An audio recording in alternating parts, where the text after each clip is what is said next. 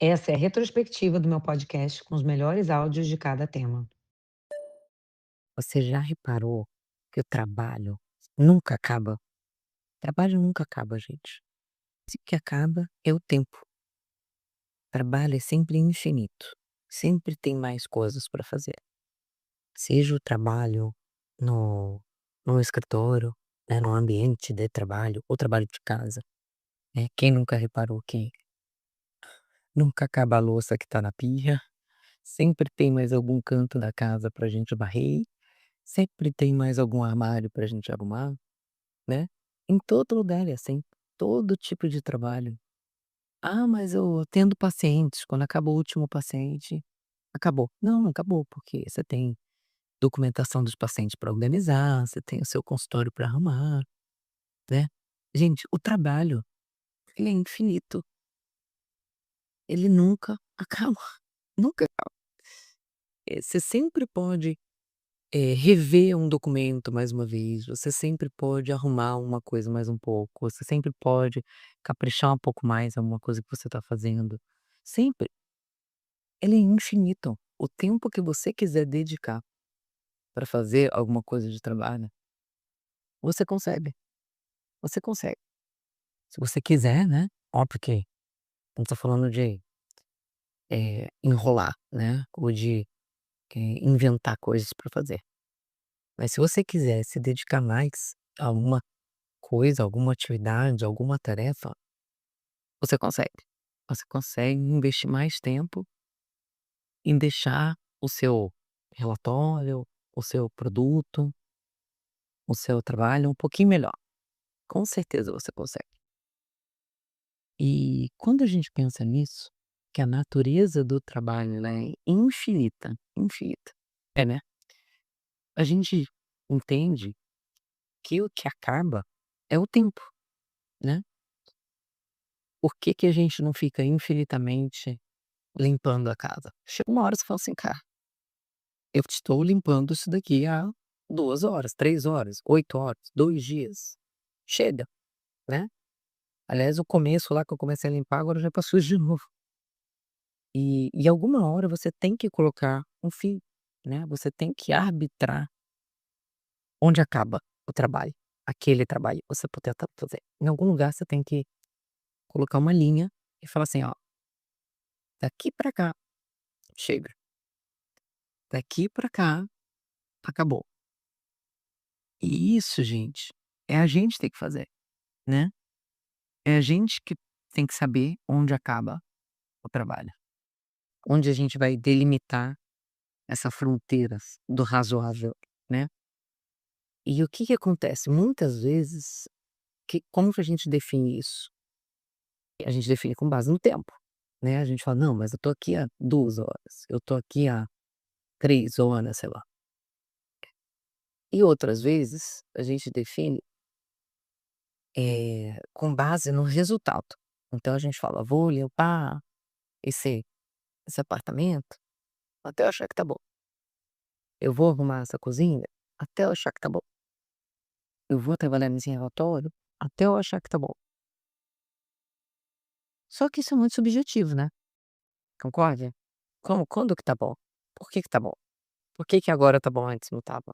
Há 5 minutos atrás, né, o que que faz a diferença? E o que que acontece muitas vezes, tá? Ou vou dizer que a maioria das vezes é uma combinação do 2. Você fica assim: "Não, eu vou fazer até ficar pronto, né, até ficar bom". E aí passa tanto tempo e às vezes não necessariamente tá bom, e aí você faz o quê? Você fala: "Não, mas também chega. Eu tô aqui há não sei quanto tempo e chega. Eu não tenho mais tempo pra colocar nisso aqui, chega".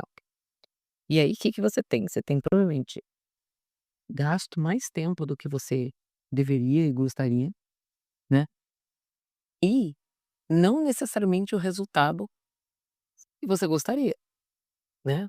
Porque senão, se você parou porque você falou: "Ah, já tô aqui há tanto tempo, chega", é porque se você não tivesse ali há tanto tempo, você faria mais, certo? Pois é, esse é o normal. Normalmente é isso que rola. E aí, vou contar um segredo, um negócio que eu descobri. A gente trata o tempo como se ele não fosse moeda, como se ele não fosse dinheiro. E todo mundo já ouviu falar a história do tempo é dinheiro, né. Todo mundo sabe que dinheiro acaba. Todo mundo tem essa noção clara, né. Todo mundo tem alguma noção do que é um orçamento. Todo mundo começa um projeto, alguma coisa, um trabalho, e tem alguma noção de quanto dinheiro aquilo pode gastar, né. Você começa uma obra na sua casa, você sabe mais ou menos quanto dinheiro você pode gastar. Também às vezes passa, mas enfim, ou sempre passa. Ou sei lá, você quer, comprar, ah, uma viagem, você sabe qual é o seu orçamento para aquela viagem. Então o dinheiro, a gente tem uma noção de dimensionar o dinheiro para alguma coisa proporcional. Agora o tempo não. O tempo é a única moeda que a gente gasta sem saber quanto tempo a gente tem, né, sem saber quanto a gente tem no banco lá, que ninguém sabe quando que vai morrer, quanto tempo vai ter, se vai ter saúde, se não vai ter. Então a gente sai gastando. E detalhe, a gente não faz nem orçamento de tempo, né. A gente começa o negócio sem saber quanto tempo vai durar. A gente começa um trabalho, a gente começa uma tarefa, sem necessariamente determinar o orçamento do tempo. E aí, esse é o pulo do gato. Eu aprendi a fazer orçamento de tempo, a tratar tempo como dinheiro de verdade, né. Então, até para as minhas equipes eu falo isso. Eu falo: "Cara, olha só, tem que fazer isso aqui, mas é o seguinte, eu não quero que você gaste mais do que 3 horas do seu tempo fazendo esse negócio aqui. Então é o seguinte, faça o melhor que você conseguir em 3 horas". Gente, isso muda tudo. Isso muda tudo, tudo. A maneira como a gente trabalha, você vai pensar e falar assim: "Bom, então eu tenho 3 horas, vamos dividir do trabalho para chegar num resultado bom no final de 3 horas". E na imensa maioria das vezes, você vai ter as 2 coisas que você não tinha antes, né. Você vai ter um tempo controlado que você determinou, que você decidiu que era razoável gastar naquilo, e você provavelmente vai ter um resultado bom. Você vai ter um resultado muito bom. Porque você falou: "Cara, eu preciso", você se impôs essa condição, entendeu. Você falou: "Eu preciso fazer um negócio bom em 3 horas". Essa é a regra. É isso que eu esse é o objetivo, esse é o mandato, entendeu. E aí você faz. Olha que maravilha, olha que surpresa. Aí aquele negócio que você podia levar dias fazendo, né, até você achar que estava bom, até você achar que o tempo acabou, que não é possível, que você não pode ficar mais tempo fazendo aquilo. Aí você consegue fazer o quê? Em 3 horas, e bem feito. Olha que milagre, gente. Olha que coisa da NASA, né. É maravilhoso. Então, eu convido aí você, a sempre que você for começar alguma coisa: "Ah, eu preciso arrumar a minha casa. Ah, eu preciso arrumar a minha cozinha. Ah, eu preciso arrumar minha mala. Ah, eu preciso fazer esse relatório. Eu preciso, eh, preparar um feedback". Dê para você mesmo um orçamento de tempo, tá. Então você vai falar: "Esse relatório eu vou começar e terminar em 4 horas. Esse é o meu orçamento desse relatório". "Ah, Cris, mas e se depois de 4 horas chega uma droga?". Tá bom, aí você renegocia esse orçamento, como se fosse dinheiro. "Poxa, achei que eu ia conseguir fazer, assim, esse trabalho aqui com X, com R$ 1.000, não rolou, já gastei os R$ 1.000, preciso de mais 200". Beleza, melhor do que você começar sem saber quanto vai custar, entendeu. Mesmo que você não tenha exatamente onde você achava que você ia terminar, em relação ao tempo, em relação a dinheiro, certamente você vai estar muito mais perto disso do que se você não tivesse nenhuma noção, do que se você não tivesse colocado nenhum orçamento, entende. Então, passou da hora. Vamos pensar o tempo como uma moeda finita, como um recurso muito finito, que por sinal a gente nem sabe quanto tempo a gente tem, e definir o orçamento. Definir que a gente vai gastar no máximo "X" horas com alguma coisa. Faz me conta a diferença. Ainda 2 segundos, que o próximo já vai começar. Então, tem uma coisa, tudo isso é, de novo, tudo isso é muito bom, né? Foco, disciplina, performance, sem dúvida. Mas tem uma coisa, quando me perguntam qual é né, o traço, assim, para mim, mais importante, né, de uma pessoa num contexto profissional, e eu falo que uma palavra que pouca gente conhece em português, a gente não fala muito, que é a confiabilidade, né? Em inglês é reliability. É aquela pessoa que, cara, você sabe que ela vai fazer. Você sabe que ela vai dar o pulo dela, né? Ela vai se virar, ela vai achar um jeito. Se não der, ela vai falar com um, vai falar com outro. Se ela não souber, ela vai aprender, ela vai perguntar, ela vai atrás, ela vai fazer, entendeu? Cara, parece bobo, né? Parece básico, mas, gente, como é raro achar pessoas que são realmente reliable, né? Realmente confiáveis nesse sentido, né? Que tem essa alta confiabilidade. A maioria das pessoas, na primeira barreira, então eu tentei, sabe? Eu tentei, eu perguntei. Mas aí não souberam me dizer. Aí você fala, legal, aí você fez o quê? Uma semana depois a pessoa parou no primeiro não. Na primeira pergunta, na primeira resposta que ela não tinha. Na primeira pessoa que ela não conseguiu falar, não, pelo amor de Deus. Assim, isso eu acho que é um dos atributos mais importantes.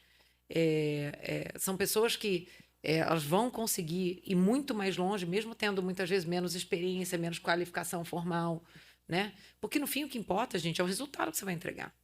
E a pessoa que tem essa característica de se virar, de ir atrás, pô, ela não quer saber, ela vai entregar o resultado, entendeu? Se ela não tem um conhecimento, ela vai aprender. Se ela não tem uma experiência, ela vai, enfim, descobrir como é que faz. Ela vai se virar e ela vai fazer, entendeu? Isso para mim Que é tá o ápice. conectado com fazer acontecer, né? Que é a Com certeza. característica que você. O fazer acontecer é a consequência, né, de você ter essa característica de se virar. E quando a gente fala em nomes do mercado, quem são esses profissionais que você acompanha ou que você admira? Então, essa história de admirar e de acompanhar, claro que tem gente que eu acompanho. Acho que no setor de tecnologia tem pessoas incríveis, né? Eu sou, para quem me acompanha aí sabe que eu sou mega fã da Disney, então Bob Iger é outro que eu acompanho pra caramba. Aliás, o livro dele é excelente também, viu? O audiobook do livro dele, eu acho que eu ouvi umas 3 vezes já. Então, assim, claro que tem alguns profissionais que são muito bacanas, mas inclusive tem um episódio do Vou Te Mandar um Áudio, para quem nunca viu, ouçam, né? Para quem nunca ouviu, ouça, que chama Ídolos. E que eu falo uma coisa lá que é o seguinte: é muito perigoso a gente estar sempre buscando, ou só buscar essas referências de pessoas que são muito bacanas, por 2 razões. Primeiro, que por mais realizada, por mais competente que essa pessoa seja, ela é um ser humano. Ela é humana, ela é falha, ela tem defeito. E aí a gente começa a ter essa pessoa como referência. E aí, a hora que ela faz alguma coisa que você não gosta, que ela fala alguma coisa que você não concorda, pronto, você joga o quê? A pessoa inteira fora, né? Não. Puxa, essa pessoa. Me decepcionei demais com essa pessoa, porque ela falou isso e não aquilo. Tá, mas isso não invalida todas as outras coisas que essa pessoa é boa, entendeu? E muitas vezes o nosso instinto é esse, é de jogar tudo fora, né? Ainda mais agora, com muita polarização, né? Não, no mundo de hoje, do jeito que tá, é impressionante. Ninguém, né, não tem uma pessoa que vai conseguir agradar todo mundo, esquece. E aí, o minuto, a pessoa sentiu o cheiro, né, que ela torce pro time A e não pro time B, pronto, acabou. Né? Aí já joga tudo fora, já descarta a pessoa, joga ela no lixo, dá descarga. Então, assim, muito perigoso. E o outro perigo é você também não aprender com muitas pessoas que têm um monte de coisa para te ensinar, que estão em volta de você e que não necessariamente são essa grande referência, né? Então, assim, a minha filosofia é essa, é de aprender com todo mundo. Todo mundo passou na minha frente, eu vou aprender alguma coisa com você. Então, pode ser alguma coisa sobre, sei lá, se vestir, pode ser alguma coisa sobre família, sobre filhos, sobre, sei lá, alguma coisa interessante que você está fazendo, que você está lendo, que você está assistindo. Pode ser alguma coisa de trabalho. Aprendo diariamente com a turma que trabalha comigo no Nubank, sem dúvida, né? Na minha cabeça, isso é muito mais importante, muito mais rico do que buscar grandes referências do mercado, executivos, não sei o quê. Para mim, que, de novo, vão estar distante, eu não vou ter necessariamente contexto, não vou ter tanto acesso. Mas claro que as redes sociais possibilitam muito mais isso, né? Hoje, ainda bem, a gente tem muito conteúdo de muita gente disponível no Spotify, inclusive. né? Ah, lembrei de um outro podcast que eu amo. Gente, como chama aquele menino? O menino que ele é... Eu não lembro se ele é russo ou é ucraniano. Gente, ele é gigante, esqueci o nome dele agora. Já já eu vou... Tem- Ele é maravilhoso, ele entrevista, assim, Elon Musk já foi várias vezes no podcast dele. Ele é um cara, um dos caras mais inteligentes que eu já vi na vida, assim. E você aproveita também, eu vou te mandar um áudio que eu estava escutando também alguns episódios e para compartilhar alguns artigos que você lê das pessoas que você acompanha, Sem dúvida. para dividir não só o que a pessoa compartilhou, mas também a sua opinião e às vezes até uma relação com um pouco a nossa realidade aqui, né? Então, essa minha loucura de ser útil, sabe? Eu vejo um negócio, eu quero dividir, eu quero falar para as pessoas, eu quero que mais gente se beneficie daquilo, sabe? E um outro tema que as mulheres trouxeram, e não é à toa, porque acho que a palavra da moda é empatia, que muita gente associa performance com uma cobrança dura, uma cobrança às vezes até violenta. Como você equilibra ser exigente com escutativa na sua liderança? Lembrei o nome do mocinho. Fala o nome. Lex Friedman. Pronto. Lex Friedman. Eu Ele acho. é espetacular. Pensa num cara, olha, assim, poucas pessoas me espantaram de quão inteligentes são. Esse cara é um deles. É impressionante. Muitas Uma dicas. metralhadora. Não, o Lex Friedman vale muito a pena. Assim, e passam lá, assim, desde Yuval até vários CEOs, gente que não dá entrevista para ninguém foi no Lex Friedman. Ele, cara, assim, claro que tem um ângulo também até político. Ele entrevistou Trump, Putin, ele foi para a Ucrânia na época que estourou a guerra da Ucrânia. Na coisa toda de Israel-Palestina também, ele falou com muita gente dos dois lados. Ele é um cara inteligentíssimo. Muitos CEOs, CEO do Uber, Jeff Bezos já foi no Lex Friedman. Assim, espetacular. Não perco. Acho que tem algo que o podcast também faz com que essas pessoas se aceitem esses convites, que é saber que quando você vai no podcast, você não está indo para uma pegadinha, né, de entrevistas, você está indo para um lugar ali de seguro, de bate-papo. E aí, pessoas que têm acessos, assim, conseguem realmente trazer nomes enormes, porque sabe que vai ser um bate-papo, realmente uma troca, né, e não uma pegadinha. Sabem que pegadinha não vai ser aquela coisa de, né, deixa eu jogar a casca de banana aqui para ver se você pisa. Mas eu acho que mais e mais as pessoas respeitam a honestidade intelectual. Então, assim, por mais que sejam temas difíceis, esse cara é um cara que trata temas dificílimos, ele é um cara que entra no debate, primeiro, muito informado, um cara que não abre a boca para falar abobrinha, que a gente vê muito por aí, entendeu? Gente que quer falar de um assunto, cara, tira dados, assim, fonte, né, vozes da minha cabeça, entendeu? Inventa coisa, fala coisas assim, sem o menor compromisso com a realidade. E ele enfim, fica aí a dica, que é espetacular, Lex. Espera só 2 segundos que o próximo já vai começar. Volta e meia esse assunto aparece. Síndrome do impostor, da impostora, enfim. Que para mim é uma visão de que você pode estar enganado sobre a realidade, né? É a pessoa falando assim, não, o mundo me trata de uma determinada maneira, ou me oferece determinadas oportunidades, mas o mundo tá errado, né? Assim, provavelmente eles não entenderam quem eu sou, o que eu posso fazer, né? A experiência que eu tenho, a relevância que eu tenho, e o mundo não está adequadamente, né, refletindo o meu potencial, a minha contribuição. E, gente, assim, a primeira coisa que a gente tem que entender sobre isso é que ou o mundo está errado ou ele não está, tá? Então, assim, existe uma realidade, existe uma verdade ali. Então, ou você tem razão e, de fato, as pessoas estão enganadas e mais cedo ou mais tarde elas vão descobrir que elas estão enganadas, né? É um cenário, né? Não estou dizendo que é impossível, não. Mas tem um outro cenário que é você estar enganado, né? E nessas horas, assim, não tem outro remédio. O remédio é a realidade, é buscar a realidade, buscar a verdade, né? Então, colocar, muitas vezes ajuda a colocar no papel, eu sempre falo isso, né? O que está acontecendo? Então, quais são os fatores que te levam a pensar que o mundo esteja certo? Né, certo, vamos dizer, positivamente para você, né? De ter te dado uma responsabilidade, de ter confiado alguma coisa a você, de ter te oferecido uma promoção, de ter, enfim, o que quer que seja. Vamos colocar aqui no papel. Tá bom.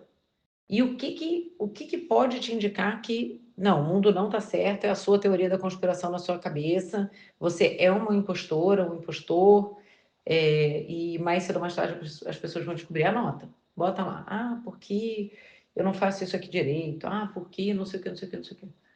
Cara, você precisa dessa dose de realidade. E outra, não fique só na sua visão, né? Então, se isso está realmente te incomodando, né? Se você está gastando energia, perdendo tempo, preocupada com a possibilidade disso ser real, legal. Então, vamos resolver. Se realmente chegou nesse ponto, vamos entender o que é a realidade. Vamos procurar, vamos conversar com as pessoas no seu trabalho, vamos conversar com o seu chefe, com o seu gestor, vamos pedir um feedback, vamos entender aqui o que é a realidade, né? Ou você, de fato, descobrir que realmente você não está indo tão bem quanto você pode parecer, e você tem que melhorar em uma porção de pontos, e realmente talvez a sua carreira esteja em risco, ou tirar isso de uma vez da sua cabeça, né? Que ficar vivendo com esse fantasma é muito ruim, né? Então, já começa daí. Agora, a provocação que eu faço, sabe qual é? Você tá ali pensando que o mundo inteiro está enganado e só você que sabe que você é ruim, né? Então, assim, as pessoas estão te falando, não, você é boa, você pode. Eu quero te promover. Você, não, não, não. Na sua cabeça você fala, não, não, eu sou ruim. E tá todo mundo te falando o contrário. Agora, me fala uma coisa, você é ruim do jeito que você acha, mas a sua opinião é muito boa. É isso. O seu julgamento, a sua visão é muito boa. Se você confia nas outras pessoas para serem boas, por que você não confia na visão delas sobre você? Ou, o contrário, se você desconfia das suas habilidades, por que você está tão confiante na sua habilidade de se perceber? Você entende o paradoxo aqui? É muito engraçado. As pessoas têm certeza que os outros são melhores. Mas quando os outros vão e falam para ela que ela é boa, ela não acredita. Então, assim, e aí? Né?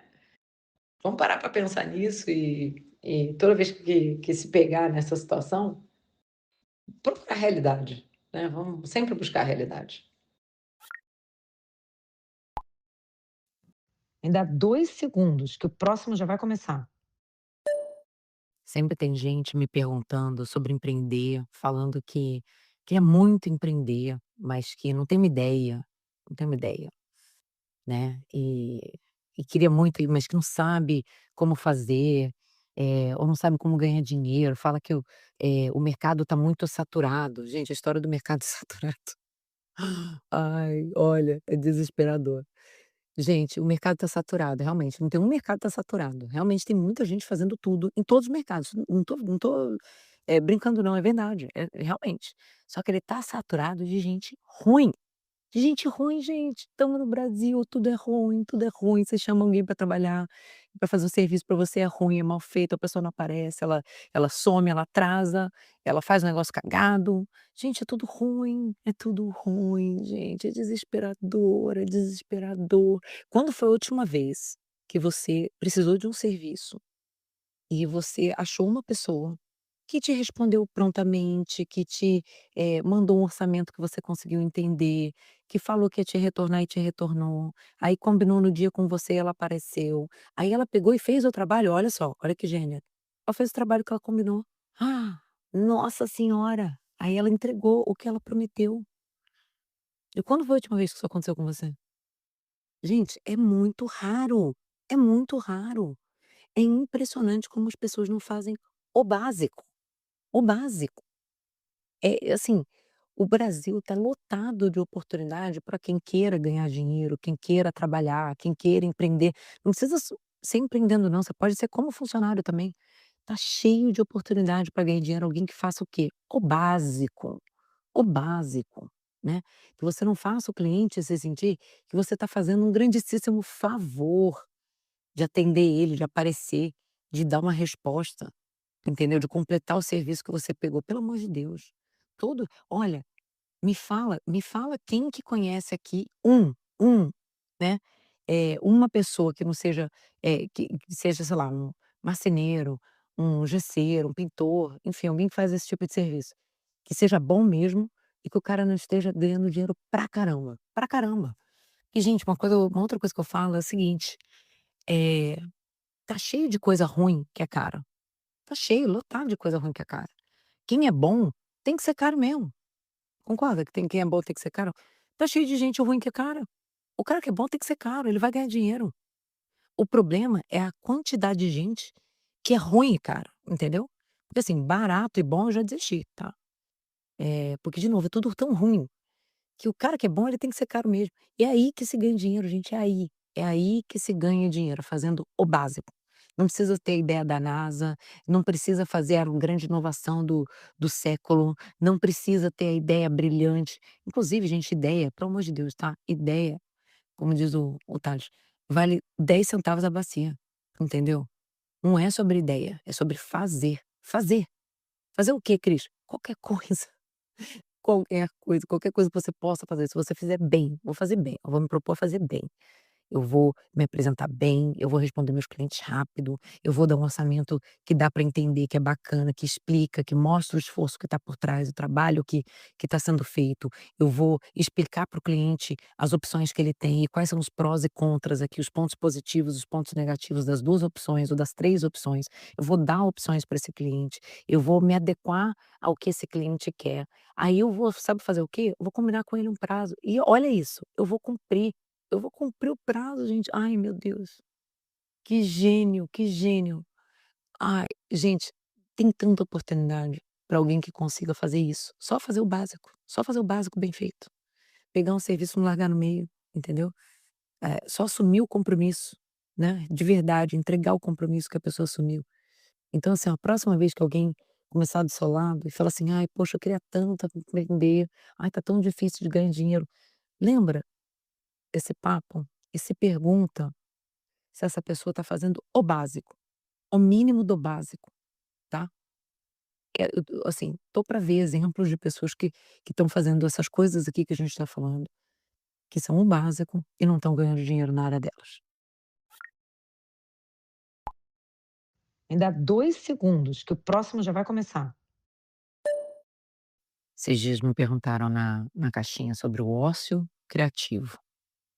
E ócio criativo, em geral, o pessoal se refere a um tempo em que você não necessariamente está focado em alguma tarefa específica, né, que você não está trabalhando, que você não esteja, fazendo nada especificamente, de modo que a mente possa vagar para lugares não necessariamente estruturados, né, e ter estímulos diferentes e que levem à criatividade. E o ócio criativo existe, não é uma uma construção social, não é uma coisa da cabeça das pessoas. De fato, é importante para o processo criativo você deixar a mente ser estimulada de outras maneiras. Faz sentido isso e agrega valor, tá. Eh, então, enfim, acho que tem valor nessa prática, faz sentido, mas eu respondi que eu não pratico muito ócio criativo não. Eu tenho muita dificuldade de só deixar a minha mente vagar, assim, pelo contrário. Inclusive se eu perguntar para o Rubens qual é o meu maior defeito, é exatamente esse, que eu não consigo estar no momento só aproveitando esse momento, eu tô sempre com a cabeça em alguma outra coisa. Eu tô eu sou o cúmulo daquela pessoa que tá no lugar, planejando para onde ela vai depois. Eu tô numa viagem, planejando a próxima viagem. E isso, claro que é um problema, né, de novo, é um defeito, não é uma característica positiva, mas é a minha realidade. Então para mim é muito difícil exercitar o tal do ócio criativo, porque o ócio para mim é muito difícil. Até de fim de semana é difícil para mim sentar e não fazer nada. E é muito difícil, eu tô sempre nessa pira de ser produtiva, de estar fazendo alguma coisa. Sempre tem coisa para fazer. A gente tem uma lista de tarefas que é eterna, que nunca acaba. O que acaba é o tempo. Então se eu tenho tempo, eu enfio uma tarefa. Tudo isso para dizer que o que eu respondi ali foi que eu não pratico muito o ócio criativo não, eu pratico o ódio criativo. Quando eu tenho que ser criativa, normalmente é porque eu preciso resolver alguma coisa, porque eu preciso resolver algum problema, alguma situação ali que está incomodando e eu preciso de uma solução criativa. E aí para mim a chave é isso, é o ódio, é a força do ódio. Eu eu falo que eu tenho que odiar o suficiente o problema e a solução, entendeu, para encontrar maneiras criativas de resolver. Eh, eu acho que isso tem a ver com uma coisa que eu falo sempre, que é a gente se apaixonar, entre aspas, né, pelo problema.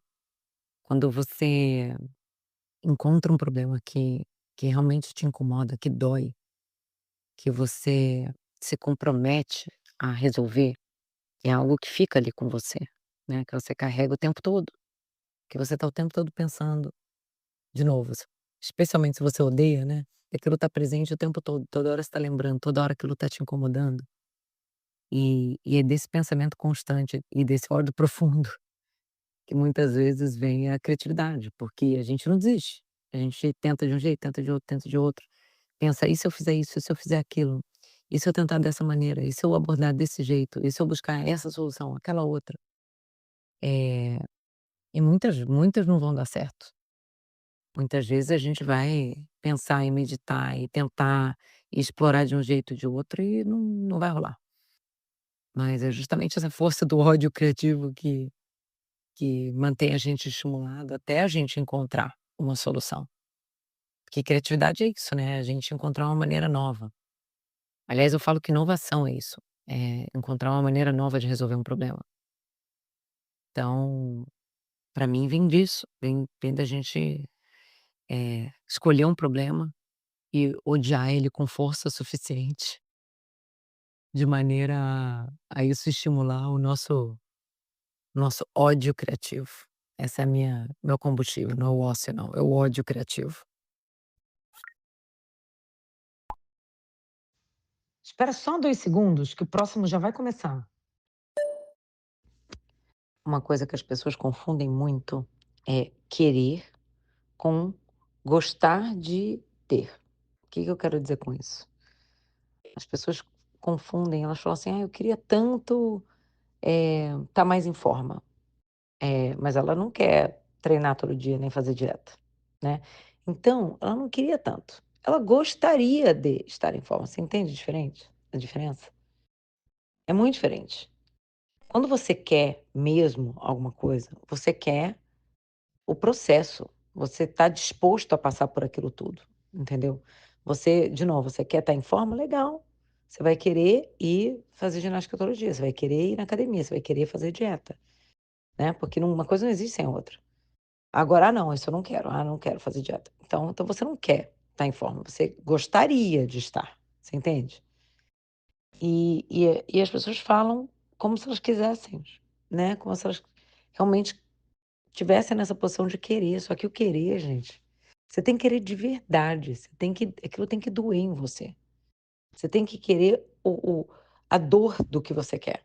Você tem que querer pagar o preço pelo que você quer. Não adianta só querer o resultado final. Você tem que querer tudo. Você tem que querer, acordar cedo outro dia, você tem que querer trabalhar muito. "Ah, queria tanto, ter dinheiro, eu queria tanto que a minha carreira deslanchasse". Queria mesmo? Ou você só gostaria que a sua carreira deslanchasse?